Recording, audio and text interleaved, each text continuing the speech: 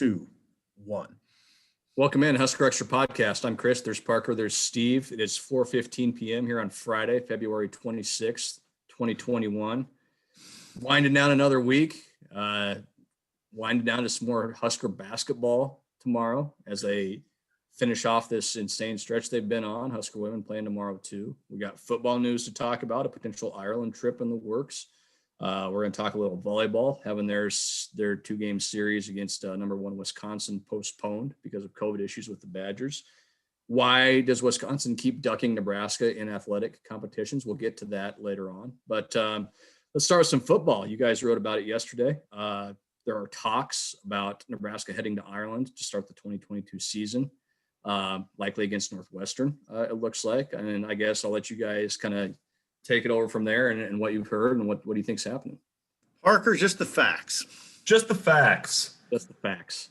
Yeah, so as I think most people know, Nebraska was supposed to play in Ireland this August and open the 2021 season there against Illinois. That's not happening because of COVID, basically. And so we knew even when the game was, we thought it was going to be canceled and then it was moved back stateside a couple weeks ago. That the powers that be, the Aer Lingus Classic, which is the what the event's called, Anthony Travel, who's the travel partner, that they would try to get Nebraska back in that game before too long. And as it turns out, it looks like they're trying to get it done for 2022. Now it sounds like nothing's been finalized officially. Bill Moose, the athletic director at Nebraska, said it's not done. At this point, there's nothing to announce. John Anthony of Anthony Travel said much the same. But it's clear that they're trying to get it lined up for Nebraska to go over there in 2022, August 27th, 2022. And the most likely opponent that they would play is Northwestern. So, whether it's I's to be dotted and T's to be crossed or more hurdles than that are left, we're not exactly sure, but it certainly seems like they're moving toward trying to finalize a deal to get back to Ireland and play in Dublin in 2022, which would be great for Sipple's, travel life, and it would be great, Chris, for your golfing life as well. Yeah, I think we can all pretty much assume that I'll be along on that trip. Yeah, no doubt. Well, I mean, it seems like a sort of this distant dream, this idea, this picture of us stumbling into Dublin, full Dublin bars, slobbering all over each other, swilling Guinness. I guess that's what you do, right? I don't even know, but Swilling. It doesn't. I don't know. It just seems like this fantasy to me right now. Let's just see. I just kind of want to see how this season goes. But yeah, sounds like a fantasy. Yeah, it cropped up last week. We got a tip last week about it, and I'd be surprised if it doesn't happen. Yeah, I'd really be surprised if Nebraska is not a participant. I would be a little less surprised if Northwestern isn't the opponent. I think Northwestern will be the opponent, and that's it. I mean, I think it's exciting. I don't sense a ton of excitement from Nebraska fans, but maybe it's because of COVID. Everybody's probably in that mode where it seems like things like that seem so, I don't know. We've been without that for so long. Yeah, it's just hard it's a little bit hard to imagine. I mean, it's a little bit hard to imagine it. Everything that's been scheduled, even stuff that's been formalized, for the last year has basically been like, okay, yeah, it's scheduled, but we'll see. I mean, shoot, the 2020 football season was on the books for 6 days, and they've already changed around the 2021 schedule, and so that's another element of this that we can talk about. Simple is that it would require, or seemingly it would require, some moving pieces schedule wise, and I think there'll be more talk of this if and when the game is finalized. But both Nebraska and Northwestern have games slated for week 1. This would be a week 0, and then both teams have games on week 1. For Nebraska, it's a non-conference home game against North Dakota. It's a little trickier Northwestern is scheduled to play at Indiana on September 3rd. So there's a little bit of there's moving pieces that sort of have to be sorted through. Bill Moose said, we won't, what did he say, Sipple? We won't read that page until we've read the first page or something like that. Right. That's what he said. And roughly. so, yeah, roughly. So there's some moving pieces in that regard. It seems to me, and this is tea leaf reading a little bit, but John Anthony, the founder of Anthony Travel, told a couple of outlets when the 2020 game was moved, which that was supposed to be Notre Dame and Navy, that they wanted to get Notre Dame back to Ireland as soon as possible and maybe as soon as 2022. But Notre Dame opens the 2022 season at Ohio State. And so they're not moving that game off of week 1. And you would not want to play week 0 and then come back and play Ohio State week 1. So it's the two target fan bases here obviously are Notre Dame in 2020, Nebraska in 2021. It stands to reason, and it goes along with everything that we've heard in reporting out the story that was on the Journal-Star's website yesterday or a couple days ago, that then Nebraska would play 2022, and then maybe they try to get Notre Dame there in 2023. So that's sort of how it lines up at this point. I'd be interested to hear what Frost thinks of it. Scott Frost, the Nebraska coach. Scott Frost. Oh, Scott. Yeah. I got it. Scott Frost. I thought you were talking about Brian Frost. Well, and there might be people tuning in from Albuquerque who just happened upon our Somebody named Jim Frost, who is a big Nebraska football fan. Now it's a deal. Maybe you were interested in what Scott's brother Steve thinks about it. He might make the trip from the West Coast. I'd like to think that there's some people that watch us that aren't totally in tune with everything we're talking about. We're not totally in tune with what we're talking about. I'm interested in what Frost would say about perhaps taking a quarterback over there, a first-year starter. Now, maybe it would still be Adrian. I don't think that's a given, and I don't know how you'd feel about a first-year starting quarterback going into that type of situation, a week 0 game in Dublin. That's a really interesting part of it. Now, I don't know what Northwestern will have at quarterback. Wouldn't that, in a way, if it is a first-year starter, be a little easier because you're not in front of the home crowd and you're not under that crush of? No, I don't think so. You're going to freaking Dublin. I mean, it's that's what I'm saying. You're going to Dublin. Like, you're not playing in front of 90,000 psychos in Lincoln. You're playing in front of easy. I mean, it's your home ground across the ocean. I don't know. No, I hear what you're saying, but I just disagree. I think taking an overseas trip would be harder for everybody involved. Plus, you're talking about, in this situation, a young quarterback.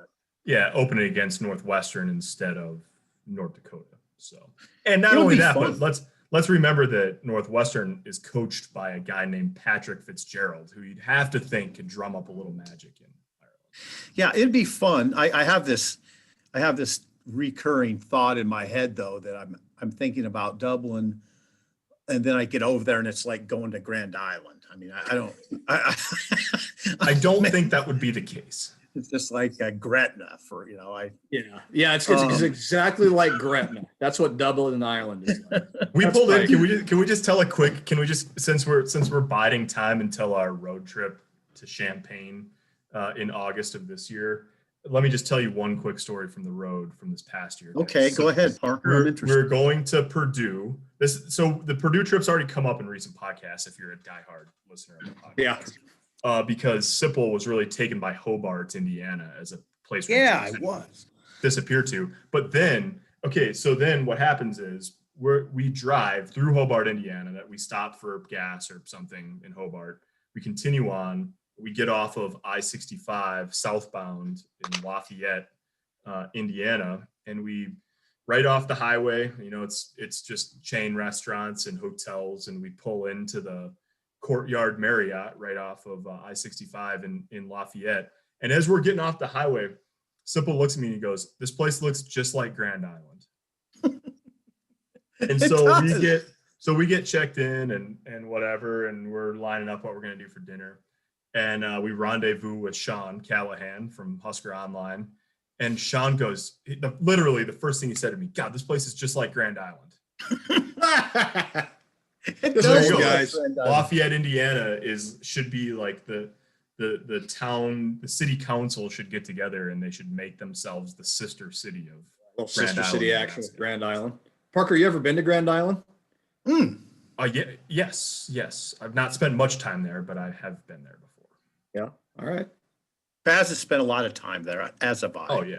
Won a Lou Platte Conference golf championship in Grand Island. At Riverside?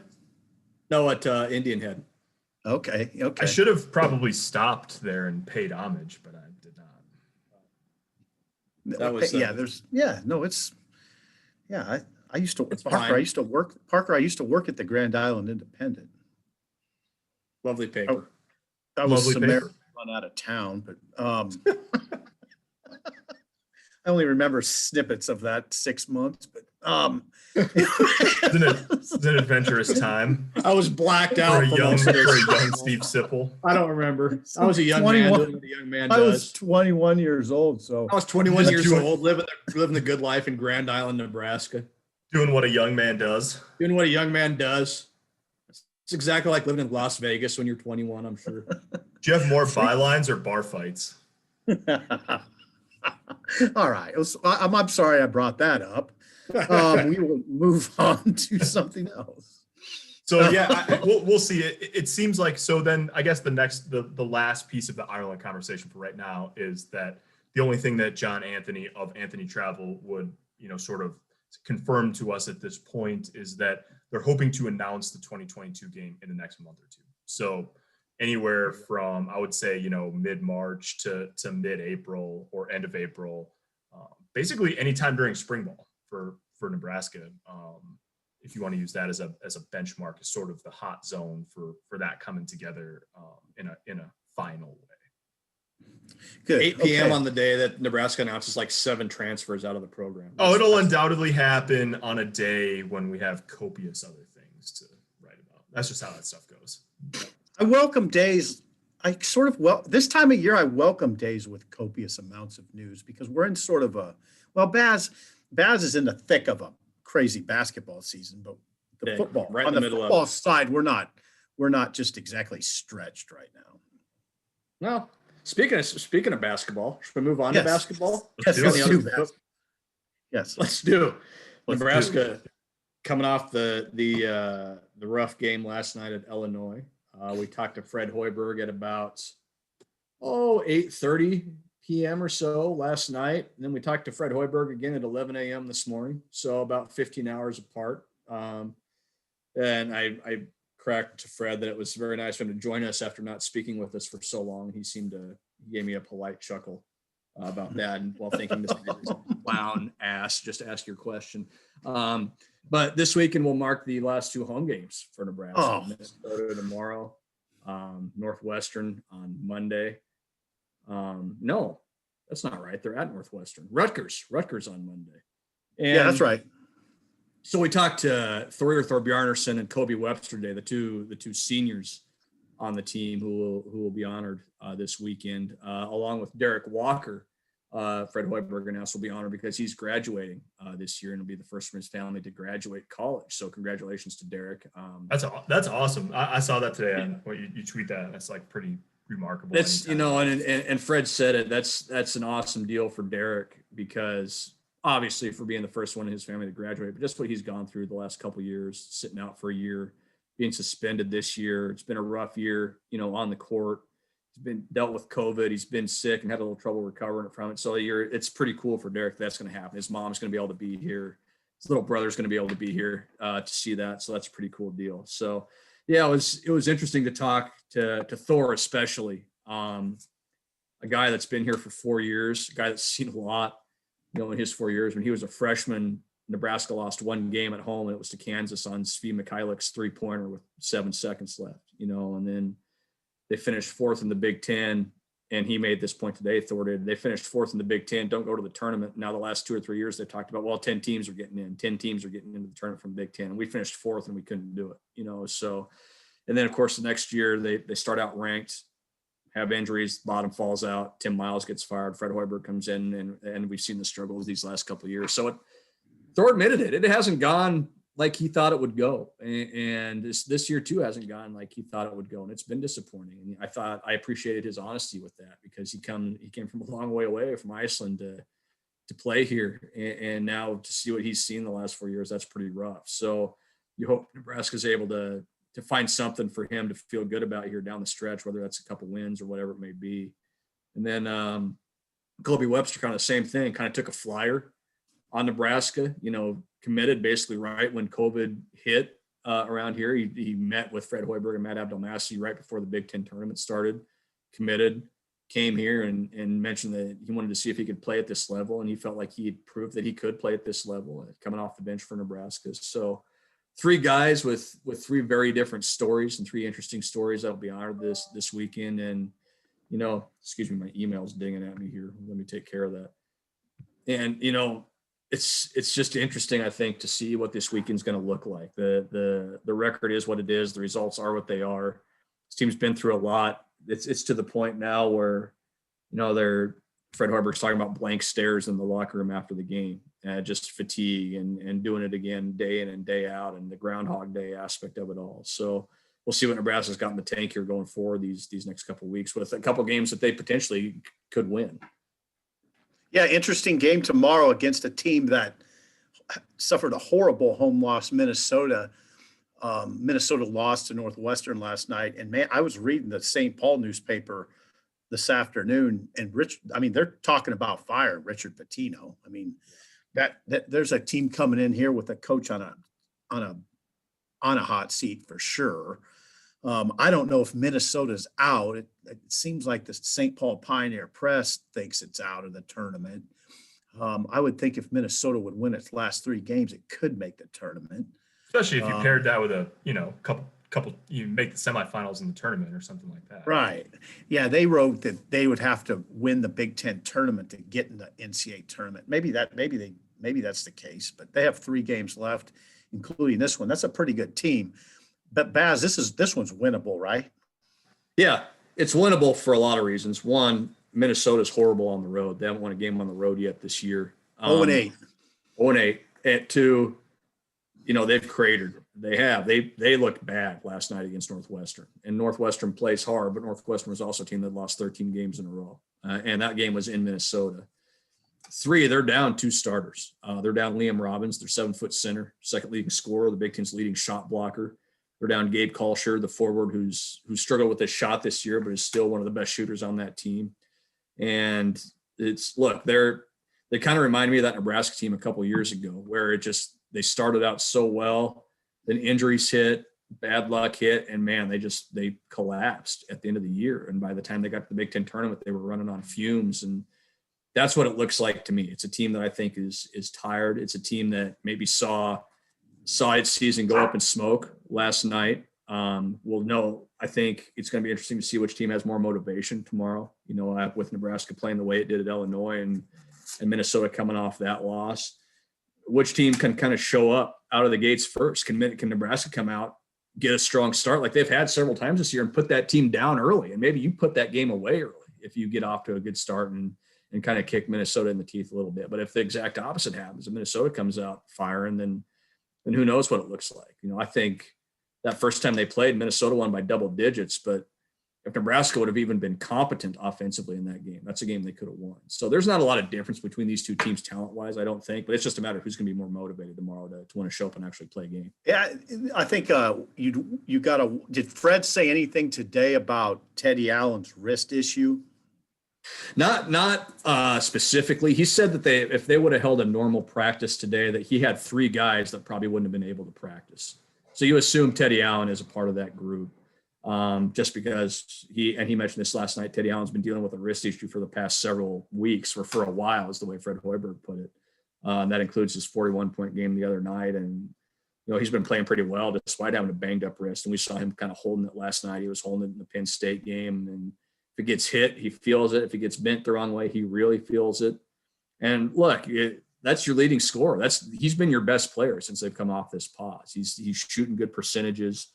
He's rebounded the ball well. He's the team's second leading assist guy since they've come back. So if you're going to win some of these games, you need that guy. And look, he's hurt, and he's probably just going to be hurt the rest of the year. But how much can he give you come tomorrow, come Monday against Rutgers, and those last couple games against Northwestern and Iowa? Because they need him to be as good as he can be offensively if they're going to have a chance in these games.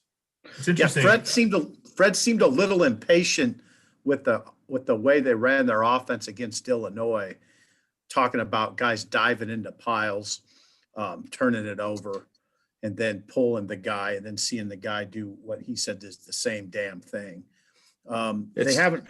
I'll tell you something. Fred draws up good plays, and they routinely screw him up. How often have we seen, or how often have we heard this year? Well, they got a good look, they just didn't make it. Yeah. Or they would have had a good look, but they threw the ball 8 feet over some dude's head out of bounds. It's a team. And I said this towards the end of last year too. I don't know if I've ever seen a team with this record where you say, man, they're really well coached. Like you can tell, Fred's a good coach. But they have not executed when they've had the chance. They have not made shots when they've gotten open. Look at the Penn State game the other night. They got a wide open 3 for Trey McGowan's at the end of that game, and they had a chance to tie that game, but they made too many mistakes before that. They got killed on the glass, and the turnovers really hurt them. And, some of that's probably a product of fatigue, especially the sloppy turnovers where you're just throwing it right to guys and the mental mistakes and things like that. But, as Fred Hoiberg said, you got to find a way to move past that. You got to find a way to summon it up and find a way to play the right way and play hard for 40 minutes. So this team is going to have chances to win because of the guy on the sidelines. He's going to put them in positions where they're going to have the opportunities to make shots and to have a chance to win against Minnesota. And it's up to these players to find a way to do it. And they're tired and they're hurt and they're sore and they've lost a lot, but you've got a chance this weekend. You've got a chance tomorrow to win a game. And then Rutgers coming in here, who's been hot and cold. I'm not saying you're going to win that game, but you'll have a shot. You can beat Northwestern, so there's chances there to have some positive outcomes at the end of the season. It's just what do these guys have left in the tank when it comes to energy, and what do they have left in the tank when it comes to motivation. It's interesting, and I know it get lost in the long losing streak and all of that.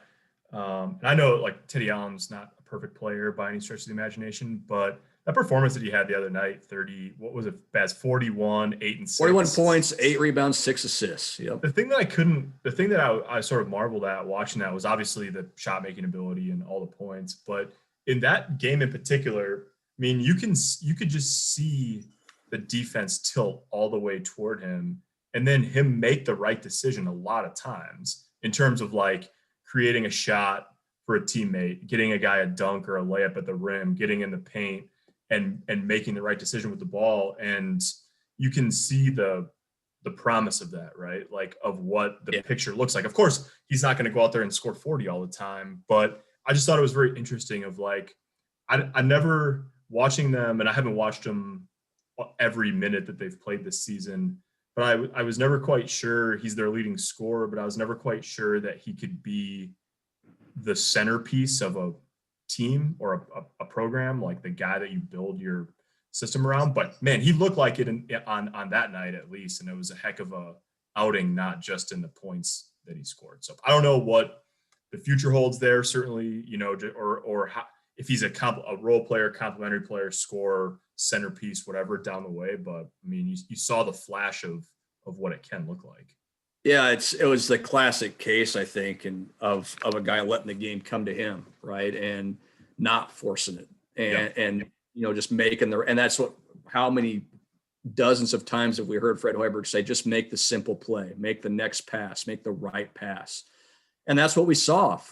Teddy had his opportunities in the first half, obviously, when he scored 28 points, and Penn State was giving him lanes to the rim, and he was taking them and scoring, and he hit a couple threes on top of that. But then he made the right play. He didn't force it. He didn't look like he was pressing to make something happen in the second half, and he made it look easy. And I think that just illustrates, in a sense, how much this team does press from time to time, just trying to make something positive happen. And it's easy. That's human nature to do that, right? Like you've lost all these games and you get sick of it and you say, you know what, God damn it, I'm going to go do it, come hell or high water. And I think that's where you see a lot of these driving into a pile and turning it over, or trying to throw a wild pass and turning it over, or firing up a contested three. Like, it's just it's so hard to be patient and let the game come to you like Teddy did that night. But if you can do it, you can see what it looks like.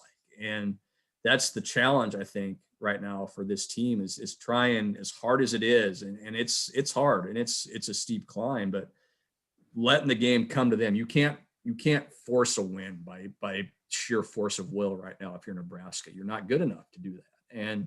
But you can see what happens if you let it happen. And again, that's so much easier said than done, just to say, we're going to let this happen if we just do these things the right way. So if they can find some of that over these next couple of weeks, Fred Hoiberg now has something he can show these guys that, look, I know you guys want to win, but you've got to let it happen too, and try not to press so hard and push so hard to make something happen that you're just causing a bunch more mistakes than you need to be causing. Yeah, Teddy Allen is, I was thinking about this last night. He's one of the most interesting players I've seen at Nebraska in my time. I mean, in 40 years. Well, I'm 54. I've been watching it really close since I was 9 or 10. He's definitely one of the most intriguing players because he's not a very good athlete, but he still can score.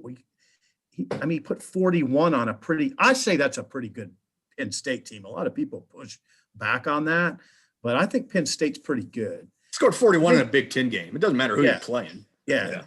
That is an amazing achievement. He's averaging 18 or so a game. I think it's 17.2 right now. Yeah. Yeah. I mean, he's been pretty consistent. And his shooting splits have been really good since the break. 50% from the field, about 42% from 3-point range, and 75% at the line. Like he's interesting because his 3-point shot's good. It doesn't look real pretty. But he does. He's a lot of guys in this day and age don't have a mid-range game. He does have a mid-range game, and he goes to the hole. He can get to the hoop even though he can't jump.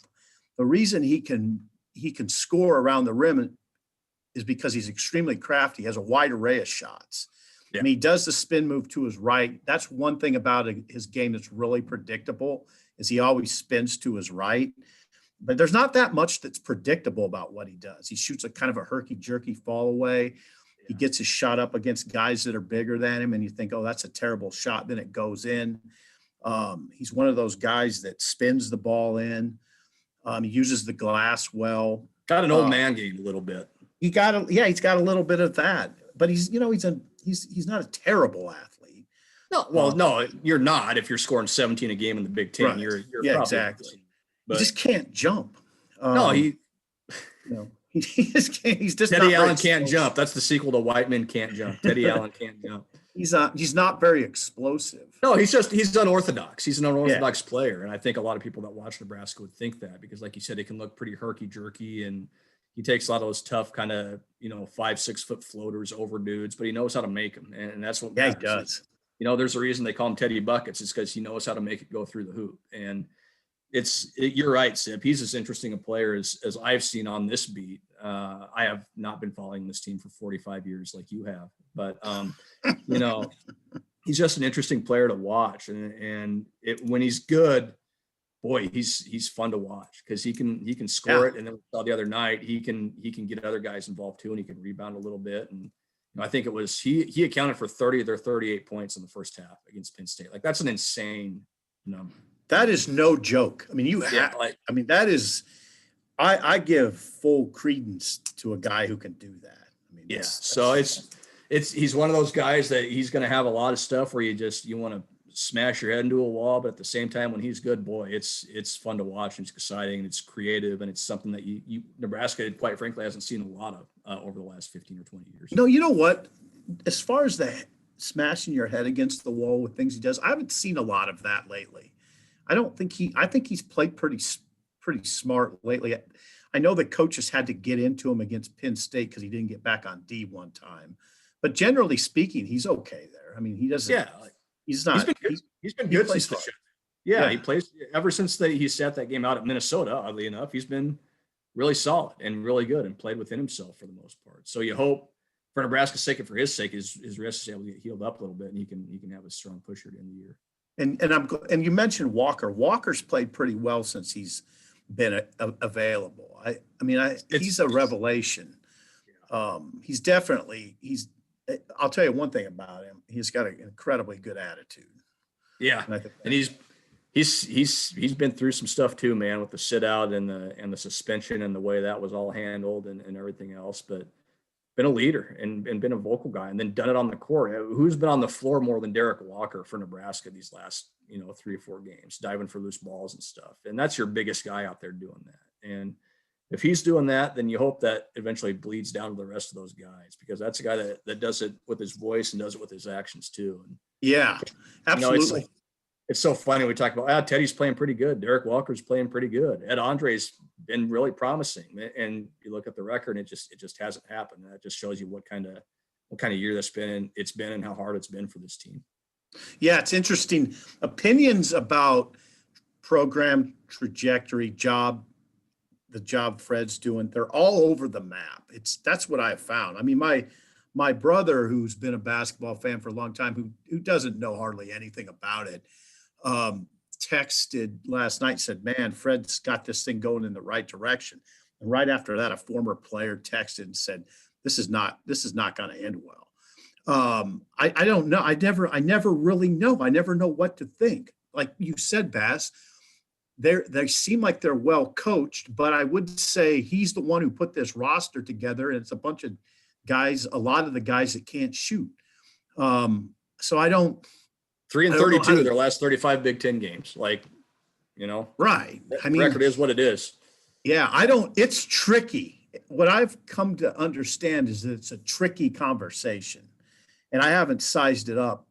Like I'm not ready to size it up quite yet. I'm curious to see what kind of continuity they have after this year. How many guys Well, that's part of it. You can't go out and take this roster down to the studs again and rebuild it. You just can't. You got to have some kind of core coming back and some key guys coming back, and you have that recruiting class to it and see what you got. Because that's the interesting part of the conversation, though, because it's very possible that, I mean, obviously you would think that the younger McGowans, Bryce McGowans, will make a big difference, and Tominaga, is that his name? Quiche Tominaga and Wilhelm Reidenbach. Yeah, and if those guys can shoot it at a high level, okay.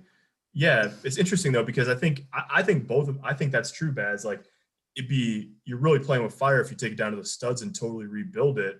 And at the same time, like if you don't, and it doesn't get all that much better, then you're going to look back at it and say, well, wait a second, you went 1-18 or 2-17 in the Big Ten, and you didn't change. What did you change?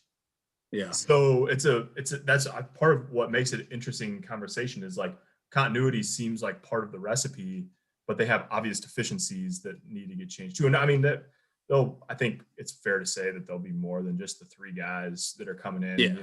Transfer market's just, that's the way it is in college hoops at this point. But it'll be interesting if it's more like 4 guys or if it's more like 8 guys.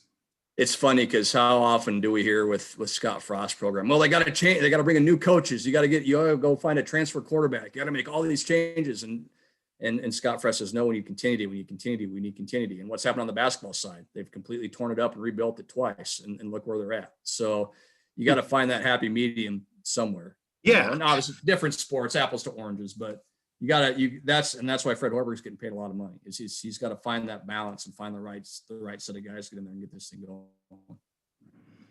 That's right. I think you got it pretty right though, Baz. It's probably a core guy. You got to find the right core guy, the core of guys, the right ones to get back here. Yeah. And who knows what the schedule looks like next year. The Big Ten will probably not be as good as it is this year. Who knows? But that's part of it. Should be a little easier. You should be playing in front of fans again. You want to deal with shutdowns and all this other stuff. And I know I hate it as much as anybody, but it's just been, look, they've had it tough this year, and they're not the only team that's had it tough, but man, with where this roster's at, with where this program's at, this is about the worst time possible for all this stuff to happen. What's happened. So it is what that's what it is. So whether it ends well, whether it doesn't, who knows? But I don't think we've really even seen yet what kind of program or what kind of team Fred Hoiberg can put on the floor when he has everything that he wants to have to make it go. That's probably the key, is can he get that? Yeah, Can he that's get the thing. everything he needs? Yeah, exactly. That's probably comes down to that. Yeah. So yeah, it'll be an important offseason in that regard. You make sure you get those 3 signees to campus. You go find a point guard in the transfer Got to portal. find a point.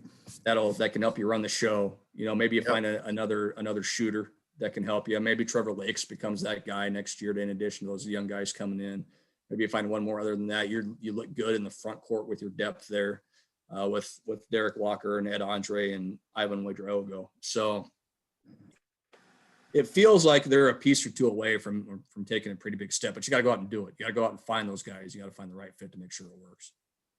Yeah, the point guard is the key. If you know it, Baz, you wrote about that Iowa State run a lot. He always had a great point guard. Well, look at who their point guard was. Yeah. Monte Morris, one of the best to do it ever as far as assist to turnover ratio. Right. They don't need that guy, but they need a guy like that in that mold that can just run it and get guys open and make the right reads and make the right passes. And then you see what you have coming back with that core group next year if you can add a guy like that to the mix. All right. I think I got to head out. You got to head out. We're going to wrap this baby up. We thank everybody for tuning in. We'll be back next week. We'll see what we have to talk about. Until then, talk to you next time.